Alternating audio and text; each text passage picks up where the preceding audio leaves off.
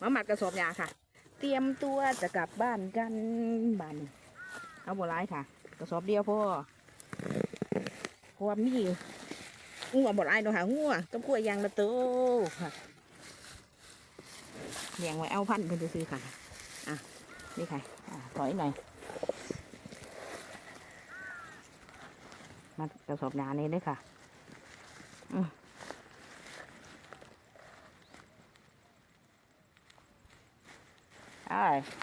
ได้ละเขี้ยวอยู่ไปละ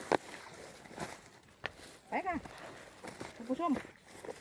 ไปค่ะท่านผู้ชมบ้านนี้เกี้ยวยาได้รอบนึงละ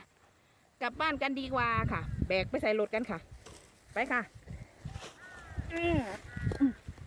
ไปทานนี้เลยค่ะเขี้ยวอยู่เลย